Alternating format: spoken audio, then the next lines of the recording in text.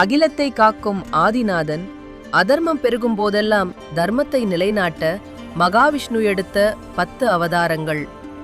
மச்ச அவதாரம் உலகை மகா பிரளயத்திலிருந்து காக்கவும் அசுரனிடமிருந்து வேதங்களை மீட்கவும் விஷ்ணு எடுத்த முதல் அவதாரம்.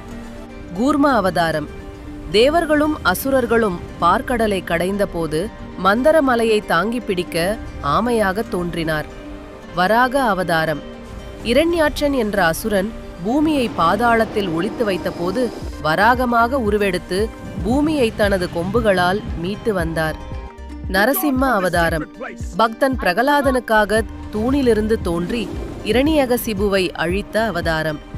வாமன அவதாரம் மாவலி சக்கரவர்த்தியின் கர்வத்தை அடக்க சிறுவனாக வந்து 3 அடி மண்ணால் விண்ணையும் மண்ணையும் அளந்தவர். பரசுராம அவதாரம் ஆணவம் கொண்ட அரசர்களை அழித்து தர்மத்தை நிலைநாட்ட கையில் கோடாரியுடன் அவதரித்தார்.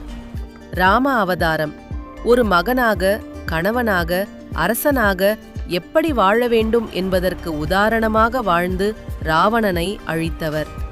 பலராம அவதாரம் கிருஷ்ணரின் அண்ணனாக தோன்றி விவசாயத்தின் சிறப்பை உணர்த்தும் வகையில் கலப்பையை ஆயுதமாக கொண்டவர். கிருஷ்ண அவதாரம் தீய சக்திகளை அழித்து அர்ஜுனனுக்கு பகவத்கீதையை உபதேசித்து மகாபாரத போரை நடத்தியவர். கல்கி அவதாரம் கலியுகத்தின் இறுதியில் அதர்மம் பெருகும்போது வெள்ளை குதிரையில் வந்து உலகை தூய்மைப்படுத்துவார் என்று நம்பப்படுகிறது. இந்த 10 அவதாரங்களில் உங்களுக்கு பிடித்தது எது? கமெண்ட்ல சொல்லுங்க.